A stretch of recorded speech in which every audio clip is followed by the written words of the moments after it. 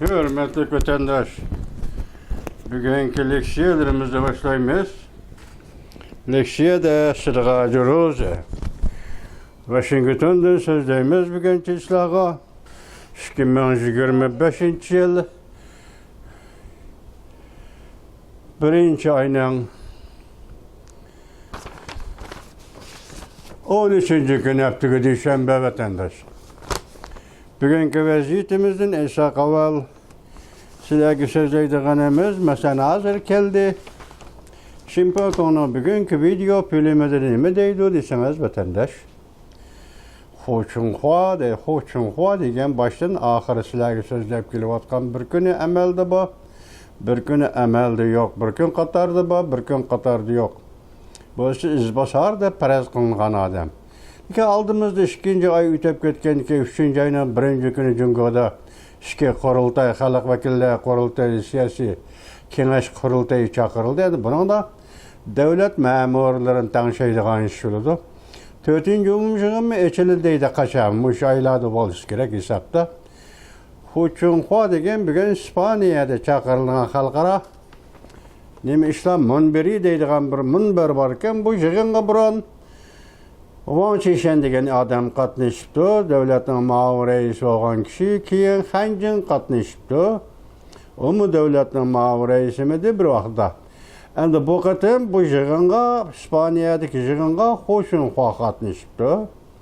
Endi Hoşunhua katnaşqanda Çimpokunun gepçe devletinin reisi, yaki mağur reisi Hoşunhua bolsa, devletinin reisi Hancın buluşu mümkün deydi. Ondaqda reis Xi Jinping çağ.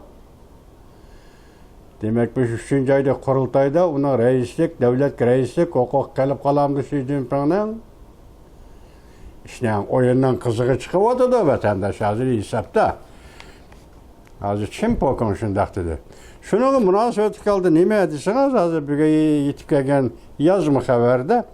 Askeri hukukla emas, belki kadrla hukuka hem qoldun ketdi. Qaraptırыңa? Xi Jinping 4. umumi yığını taxtdan tushib qilishdan qo'rqadi da. Mavzula xabar 1. ayının 13. günü Cungo'ga nazar tor betida e'lon qilindi. Xabar mundaq başlan. Jungo Kompartiyasi o'tgan yil 10. ayda 4. umumiy yig'in chaqirishi kerak edi, lekin hozirgacha kayniga so'rab keldi.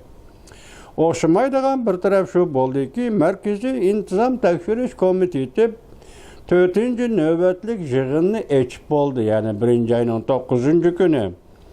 4. umum yığın yanılı kaynağı söylenildi. Hatta Xi Jinping'in askeri hukukumu koldan kit boldu. Xi Jinping taxtın çöp kitişten korkuvatıdı. Siyasi düşmanlarla bir taraf kılışıdın ve öç elişidin korkuvatıdı. Dikkat kılıdığın bir taraf şu ki, 20 yıl içinde östürülgen ülke dercilik kadrla Xi Jinping'in gruğuydan bir mi kişi yok. Ülke dercilik kadrları 20 yıl içinde östürülgen kadrların içinde Xi Jinping gruğuydan bir kişi mi yok. Bu kadrların hepsi başka gruğunun adamları bulup çıktı. Bunun mezmunu, bu gepnin manisi kadr belgileş, kadr tayinleş, kadrını yötkeş ve uğurlaştırış hukuku. Bu hukuk mu Xi Jinping'in koludan kettiği değil. Enlikte bu hukuk mu ketti? Ekim meseleleri obzorçusu Li Dayu, özünün blogu munda görsetti. Li Dayu, Jungo Kompartiyası köp allada 4. umumi yığında kadrlarını ve hukuk almashtırışını becirdi. Hazırgacha Jungo Kompartiyası 4. umumi yığını acıdığan vaqtni mu e'lon qilinmadi.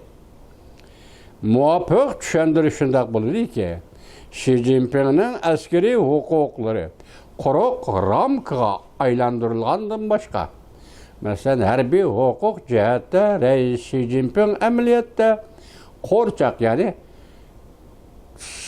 quruq eriqqa mirab bo'lib qoldi yoki faxriy raisdek bir o'ringa tushib qoldi harbiy ishlar komitetida degandek.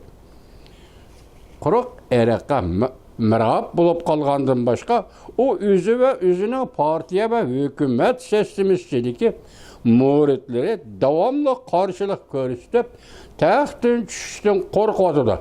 Xi Jinping hep onun etrafında elbette muritleri vardı. Bular ham karşılık görüştüp taxtın düşüşten korkuyordu. Şunu 4. umumyig'in keynigi söğürülüyordu deydi. Bugünkü özgürlüş alaydı bolsa Xochun Xuan'ın İspaniyadaki xalqaro yig'in qatnaşqanligidan dalolat direkt berdigan bolsa, Çin Poku'nun aytishicha bu qatim davlat raisi Han Jing bo'lib saylanadigan bolsa, Xi Jinping qoldi degan gap vatandosh. Agar mushlarning degani rost bo'lsa, mush o'rlashtirish bo'lsa, Xi Jinping qoldi davlatning raisiga degan gap. Agar mushqatan 4. umum yig'inda Xi Jinping taxtdan tushadigan bo'lsa, o'zining mol besatini emas, hatto o'zining jinini saqlab qola olmaydi deydi. Chunki bu umumiy ahvol Jungo jamiyatida o'ch elish degan bu Xitoy millat tarkibida, partiya tarkibida huquq bashi turganda dushman ko'paytgan bo'ladi. U dushmanlar keyin birlashib huquqdan tushgan odamni adablaydigan ish, jazolaydigan ish bu Xitoy millat an'anasida umumiy ahvol o'tadi. Umumiy ahvol. Yani shuningdek yana andan yetib kelgan ikki parcha xabar masalan, Jungoning ichki iqtisodiy ahvolini boshqani qo'yib, burunqi so'zlagan boshqa bir shaklda bir so'zni aytsak, masalan, Sichuanning Chengdu shahrida Rong Chuyada, Rong rayoni deydigan bir rayonlik hukumatning boshlig'ining kotibi shundoq chaqiriq qilibdi. Mush oyning oxirigacha hozir bularning Xitoyning yangi yil bayrami yetib keladi.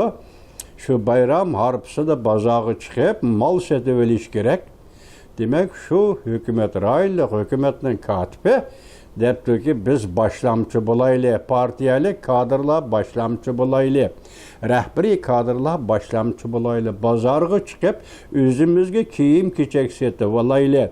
Shundaqla bola chaqamizga ham kiyim-kechak sotib elib beraylik deb chaqiriq qildi. Bu so'zni tushib olgan tahlilchilar nima deyapti desangiz, Jungoda iste'mol to'xtadi. İste'mol to'xtadining sababi birinchi kishilarning qo'lida pul qolmadi.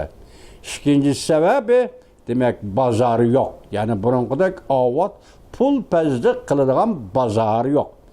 Demak, Jungoda iste'mol shu o'ringa tushib qoldi. Buningda iqtisodning nima ekanligini ko'rib olsangiz bo'ladi deydi. Jungoliklar sharq shimol deb ataydigan amaliyotdagi Manjuriyada, masalan, Xilonjangda hozir 3 egiz uyning bahosi 20 ming yuanga tushgan gap vatandosh. 20 ming yuanga tushgan gap.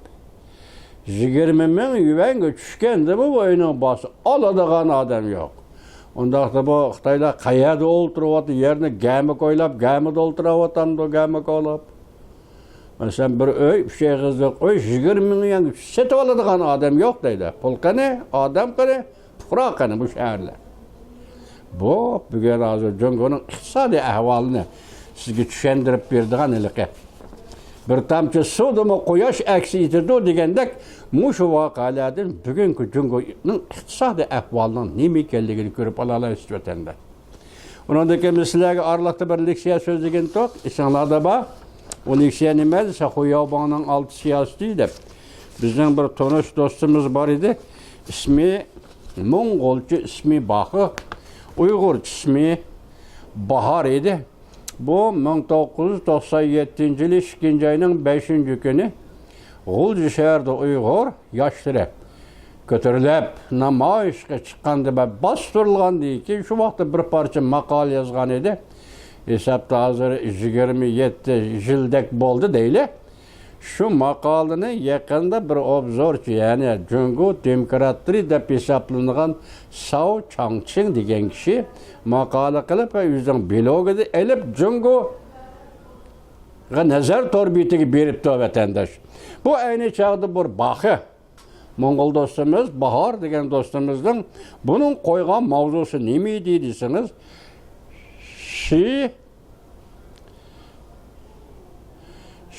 Chu Yangguan Wu Haoran. Yani sen Yangguan degan qovug'idan chiqsang, yoki ishkir o'lkadan chiqsang, Şinjan degan yerlarga yetib kelsang, mushu kelayotgan odamlarning ichida yaxshi odam yo'q. Buni odam deb tushunmaylik. Mush kelayotgan ko'chmanlarning ichida yaxshi xanzu yo'q. Yaxshi xanzu yo'q. Asli shunda buni 1912-yili Şinjanga hukmronlik qilayotgan Yang Zingshin degan ekan. Yang Zingshin o'tirib qo'ygan ekan. Bugun bahorning yoki Baxyoninki uzun maqolasining ichida bir eg'iz so'z mana anglab qo'yishlardi. Xuyoboni vatan sotquchi deb tilladi. Buni Savchangching yuqorqi mavzuni mundaq o'zgartirdi. Xuyoboni vatan sotquchi deb tilladi. Baxyoning mavzuni maqolasi. 1-ayning 10-kuni Jungo nazar tor betri e'lon qilindi. Avtori Savchangching, bu qatim Savchangching bu kishi Xitoy kishi. Maqola mundaq boshlandi. 42 yoshlik Baxı Mo'ng'ol millatining olimi. Şinjan Palla Akademiyasi tarix tadqiqot bo'limida G'arbiy Shimol millatlar tarixi tadqiqoti, ya'ni Şinjan, Ishki Mo'ng'ol, Tibet masalasini tadqiq qilgan olim edi. Wang Jian Xuyoboni vatan sotquchi deb tilladi. Bu Wang Jian Jungoning generali, Şinjanni bostirish, Şinjanni mustamlik qilish, Uyg'uristonni qul qilish, Uyg'uristonga besib kelish, ozodlik armiyani haydab kelish, elib kirish. Mushu Wang Jian Fengdaxuay deganlar ishlagan ish edi. Mushu Wang Jian shu vaqtda Şinjanni yoki mustamlik Uyg'uristonda gubernator bo'lgan birinchi qo'l Xitoy generali. Wang Jian Xuyoboni vatan sotquchi deb tilladi. 70-yillarning oxirida Yang Yong Şinjanda xizmatlarga mas'ul bo'ldi. Yana bir general Xitoyning Şinjanga avatilgan o generalning ismi Yang Yong. Yang Yongning davrida, ya'ni 70-yillarning oxiri va 80-yillarning 5-iga yaqinlab keldi degan gap. Demak, Xuyobon o'ttirib qo'ygan 6 modellik siyosat Tibetga, Uyg'uristonga Yang Yong davrida o'ttirib qo'yilgan bo'lsa, shuni bilingki, hozir Amerika Qo'shma Shtatlari yaqinda vafot bo'ldi Kissinger. Jungo'la Amerika munosabatini o'rin tutishdi. 1972-yili Pokiston orqali Beijingga keldi. 1972-yili Pokiston orqali Beijingga tushdi.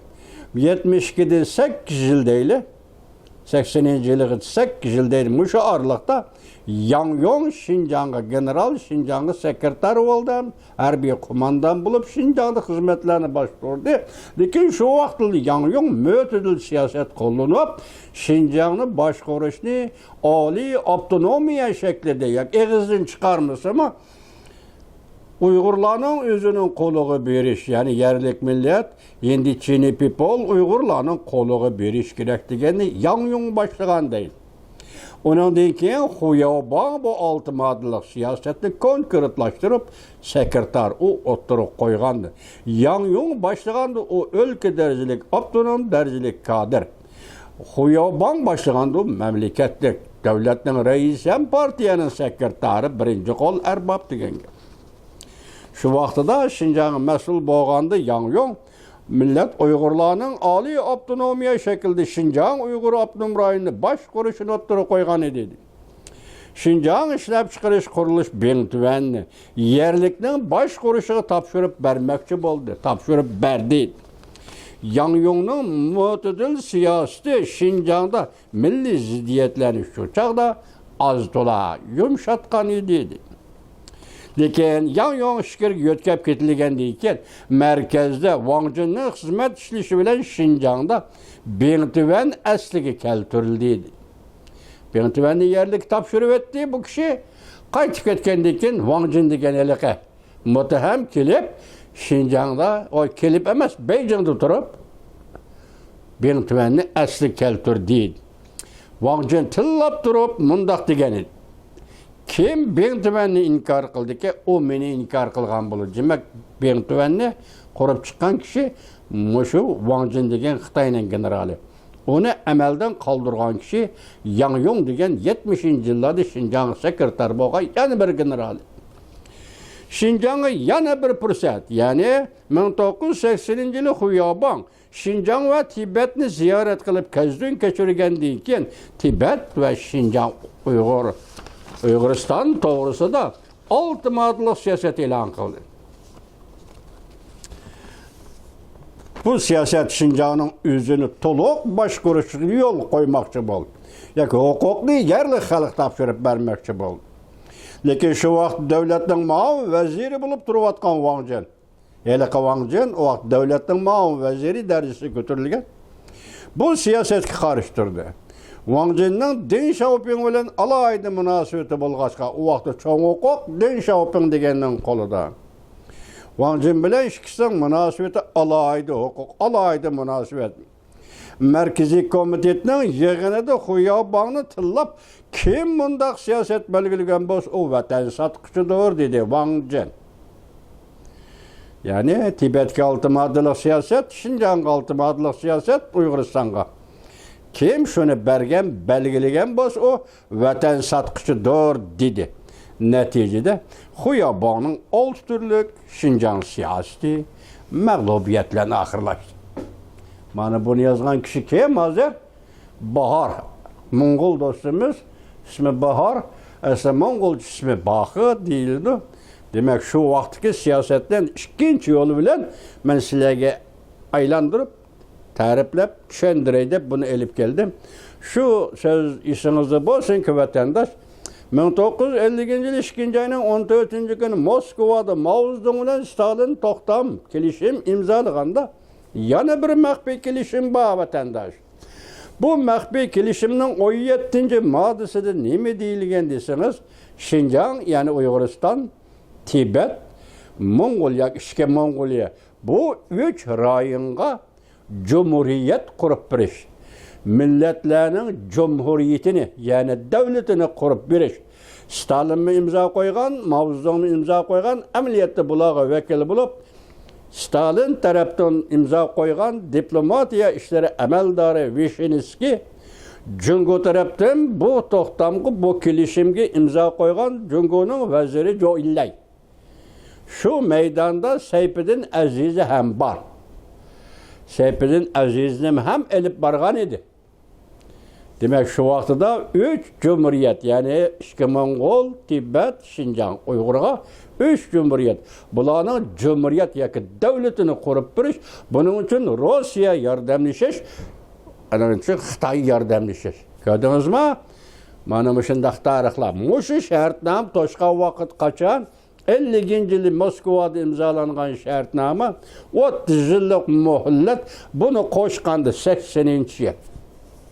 Qanday vatandosh 80-yillar kelganda shu shartnomalarni ijro qilib 80-yillarda shartnomaning asosi 30 yilni tugatib, Uyg'urlar sizlar davlat qurgan edinglar, biz necha zaman sizlarni boshqardik, elinglar deydigan yerga kelib, Xitoylar harakat qilib, yang-yong taraddud qilib, mo'tadil bo'lib Uyg'urlarga o'zining qo'liga berish huquqni qaror qilib, undan keyin sekretar Xuyabong ultimatlıq siyosat belgilab, bu ishlar qachon boshlandi, qanday bo'ldi desangiz, men boshda aytdim-ku. 1972-yili Amerika Qo'shma Shtatlarining sobiq davlat ishlar kotibi marhum Kissinger Pokiston orqali Beijingga keldi. 1972-yildan boshlab Jungo bilan Amerika o'rtasidagi bir parcha moz eridi. Munosabat yaxshilandi. Neticede bu munosabat 79-yili 1-oyda diplomatik munosabat o'rnatishga elib keldi. 79 tugadi, 1 yildan keyin 80-yili mana Baxiya shundaq debdi, Mo'ng'ul Bahor apandi, men ham shundaq dedim sizlarga. 1 yildan keyin Xuyabongni ultimatlıq siyosat chiqdi degan gap o'tirg'i vatandosh.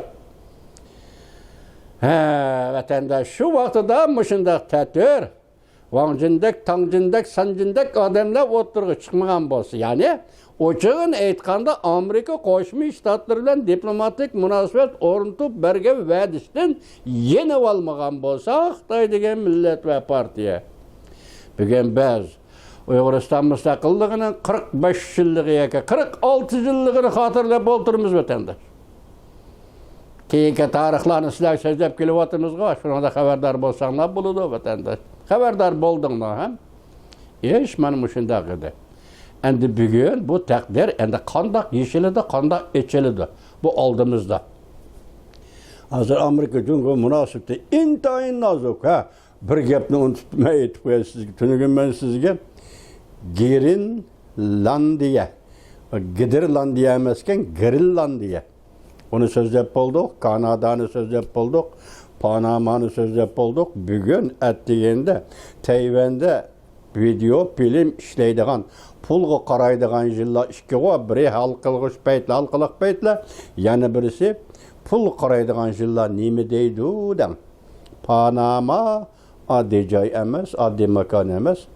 Panama agar Tayvan bo'g'izida bire falokatchilik yoki bire to'qinish yuz beradigan bo'lsa, Panama G'arb dunyosi va Amerika Qo'shma Shtatlaridan intayin zo'r qimmatga ega strategik urg'u bo'lib qoladi. Endi ko'rdingizmi? Panama qandaq vatandosh men turdim. Grenlandiyachi onunga Xitoy aeroplan stansi qurib qoldi. Mana bu sebepten bugün kunda Prezident Trump'ın siyaseti Kanada, Grenlandiya ve Panama siyaseti o'ttirg'i chiqyapti vatandaş. Endi Xitoyga keldik, bunu so'zlab bo'ldik. Hozir deymizki, endi oqibat, shunday ketaver siyosatdan oqibati yani. Men tunugun aytdim. Hozir Avstraliya, Yaponiya, Hindiston tashqi ishlar ministerini hozir Prezident Trump'dan 5-6 kundagi o'tkaziladigan vazifega o'ltirish murosimiga qatnashtirishga avatadiganligini e'lon qilib bo'ldi. Jungodan bir xabar yo'q. Yani birisi bugun Chimpokning aytishicha 3-oyning 1-kundan boshlab ochiladigan siyosiy kengash xalq vakillar qurultayida davlat rahbarlarini almashtirish saylash bo'ladigan bo'lsa, Xochun Xua davlatga muavir rais, Xanjing davlatga rais bo'lib Chimpokning aytgandek bo'ladigan bo'lsa, Xi Jinping qani? Vatandaş siyaset mana shunday kelyapti. Endi qolgan so'zni shu vaqtga Alloh hammamiz aman qilsin, shu vaqtga yetgani so'zlaymiz gapni. Nochistna vatandaş.